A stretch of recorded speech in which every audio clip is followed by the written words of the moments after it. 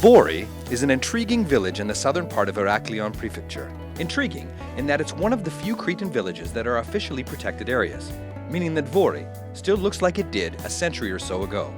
The upper part of Vori lies on a slope overlooking the wide sweep of coast to the southwest, while the lower part rests on a small river. There's an ethnological museum for those who want to know how the people lived in the past few hundred years. To get to Vori from Heraklion, drive along the main southbound highway for about 60 kilometers, turning right at the sign.